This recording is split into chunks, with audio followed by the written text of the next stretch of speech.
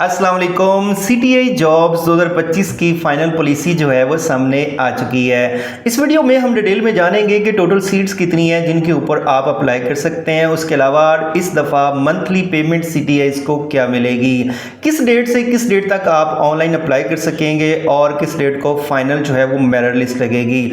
उसके अलावा इस दफ़ा जो है वो मेरिट कैलकुलेट करने का फार्मूला क्या होगा, ये सारी डिटेल जानने वाले हैं हम इस वीडियो में। अगर आप नए हैं और अभी तक इस चैनल को सब्सक्राइब नहीं किया तो सब्सक्राइब लाजमी कर लें। ओके जी, सबसे पहले तो ये जानते हैं कि टोटल सीट्स कितनी हैं जिनके ऊपर आप अप्लाई कर सकते हैं। तो आपके सामने यहाँ पर देखें तो लिखा हुआ है 8084 जो हैं वो टोटल सीट्स हैं जिनके ऊपर आप अप्लाई कर सकते हैं। इसमें 5% जो है वो मिनोरिटी कोटा है, 3% जो है वो डिसेबल कोटा है और 0.5% जो है वो ट्रांसजेंडर जो है कम्युनिटी के लिए रिजर्व्ड है। उसके अलावा इस दफ़ा जो है वो ड्यूरेशन जो है वो मुख्तलिफ है। वो कैसे? अगर आप इंटरमीडिएट लेवल के लिए हायर होते हैं तो फिर ये आपकी जॉब होगी 7 मंथ की, और अगर आप बीएस लेवल के लिए हायर होते हैं तो फिर ये 10 मंथ की टोटल जो है वो जॉब होगी। अब नेक्स्ट जान लेते हैं कि क्वालिफिकेशन क्या रिक्वायर्ड है इस जॉब के लिए। यहाँ पर देखें तो अगर आप बीएस कॉलेजेस के लिए अप्लाई करते हैं तो फिर आपका एमएस, एमफिल या पीएचडी होना ज़रूरी है, और अगर आप इंटरमीडिएट लेवल के लिए अप्लाई कर रहे हैं तो फिर आपका जो है वो मास्टर मतलब बीएस होना ज़रूरी है सेकेंड डिवीजन के साथ।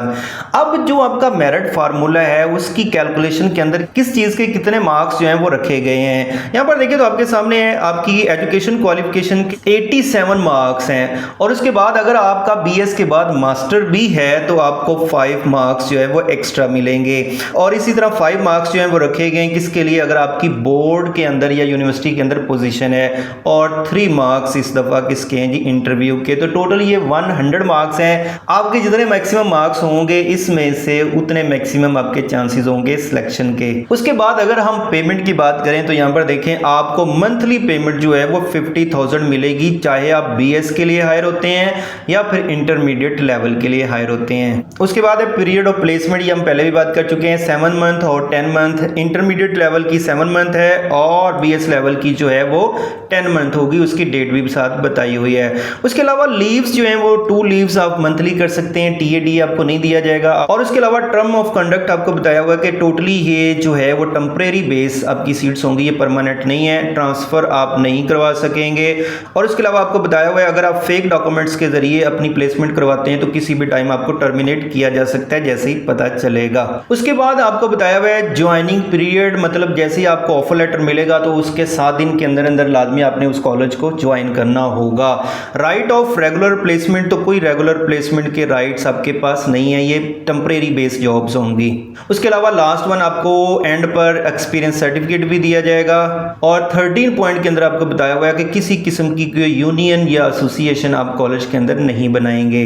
उसके बाद आपके सामने सिलेक्शन प्रोसीजर है कि सबसे पहले जो है नीड असेसमेंट देखी जाएगी, जो कॉलेज के प्रिंसिपल वगैरह होंगे वो देखेंगे कि किस कॉलेज को कितनी नीड है, वो सबमिट करवाएंगे और उसकी एडवर्टाइजमेंट आपके सामने आएगी। फिर जो है वो प्रोसीजर शुरू हो जाएगा ऑनलाइन अप्लाई का। तो इसके अंदर आपको यहाँ पर देखें तो कुछ बताया हुआ है, वो क्या कि आप ऑनलाइन किस डेट से इस पोर्टल के ऊपर अप्लाई कर सकेंगे। तो 16/9/2025 से आप ऑनलाइन अप्लाई कर सकेंगे और लास्ट डेट होगी 19/9/2025, मतलब 19 तारीख तक आप ऑनलाइन अप्लाई कर सकेंगे। उसके बाद टेंटेटिव मेरिट लिस्ट जो आरजी लगेगी वो 22 तारीख को लगेगी, और टेंटेटिव आरजी मेरिट लिस्ट के बाद अगर किसी की कंप्लेन होगी तो वो इन डेट्स के दरमियान जो है वो कंप्लेन कर सकेगा, और जो है फाइनल मेरिट लिस्ट जो है वो 25 को जो है वो डिस्प्ले करवा दी जाएगी। उसके बाद जो है वो आपको इंटरव्यू की डेट्स बताई हुई हैं। जो शॉर्ट लिस्टेड कैंडिडेट्स होंगे उनके इंटरव्यू होंगे 29 तारीख से लेकर यकम तक उनके जो है वो इंटरव्यू होंगे,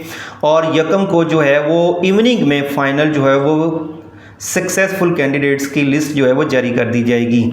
और उसके अलावा इसके अंदर आपको बताया हुआ है कि कौन कौन से लोग जो हैं वो इस सिलेक्शन प्रोसेस के अंदर शामिल होंगे, और फाइनल मेरिट लिस्ट जो है वो 6/10 को जो है वो डिस्प्ले करवाई जाएगी, और 7/10 को लोग जो है वो जाकर अपने कॉलेजेस को ज्वाइन करेंगे। उसके अलावा यहाँ पर एक और भी आपको पॉइंट बताया हुआ है, नेक्स्ट इन मेरिट, मतलब अगर एक बंदा जो है वो ज्वाइन नहीं करता ऑफर लेटर मिलने के बाद या कुछ अरसे के अंदर अंदर वो रिजाइन कर जाता है तो जो नेक्स्ट मेरिट के अंदर होगा उस पर्सन को कंसिडर किया जाएगा। उसके अलावा अलावा सिलेक्शन प्रोसीजर के अंदर जो कमेटी होगी वो आपके सामने बताया हुआ है। प्रिंसिपल होगा, इसके अंदर टीचर ऑफ रेलेवेंट सब्जेक्ट एक पर्सन होगा, उसके अलावा वाइस प्रिंसिपल या सीनियर मोस्ट टीचर जो उस कॉलेज का होगा वो इस कमेटी का हिस्सा होगा। उसके बाद जो है वो मार्क्स कैलकुलेट करने के फार्मूले आपको बताए हुए हैं कि ये फार्मूला आपको बताया गया है marks criteria general and community colleges के अंदर। अगर इंटर लेवल वाले कॉलेजेस के अंदर आप जो है हायर होते हैं तो फिर उसका फार्मूला क्या होगा, मेरिट को कैलकुलेट करने का।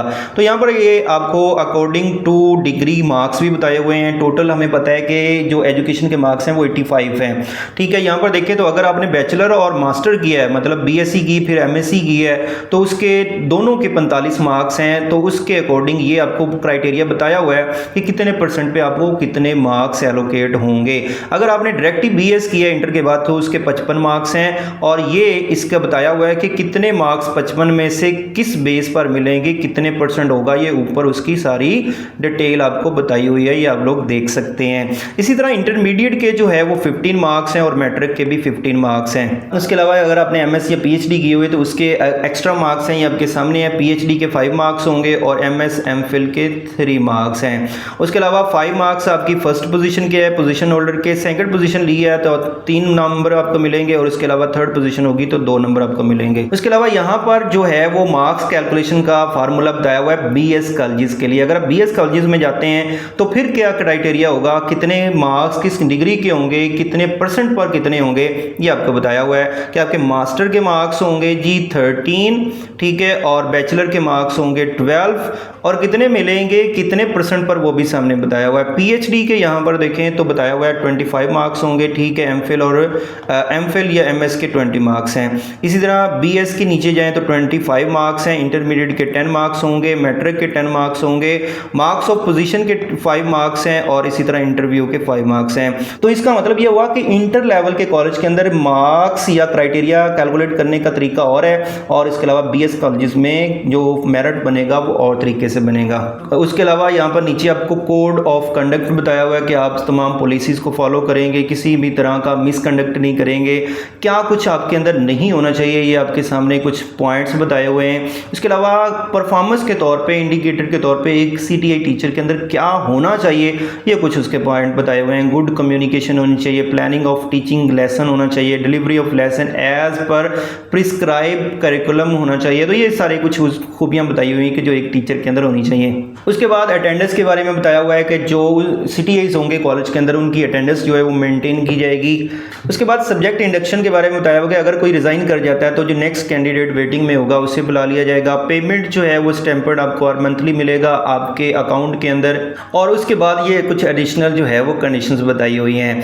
अच्छा, अगर आपने जो है वो बीएस किया है, एमएस किया है और आपने वो सेमेस्टर सिस्टम के मुताबिक किया है तो उसकी परसेंटेज को कैसे कैलकुलेट करना है, तो ये आपको जो है वो क्राइटेरिया बताया हुआ है कि अगर 4 सीजीपीए है ना टोटल, तो उसके मुताबिक आप कैसे मार्क्स की परसेंटेज कैलकुलेट कर सकेंगे, क्योंकि आपकी मेरिट के फार्मूले के अंदर आपकी सीजीपीए की परसेंटेज नहीं लगनी बल्कि आपके मार्क्स की परसेंटेज लगनी है।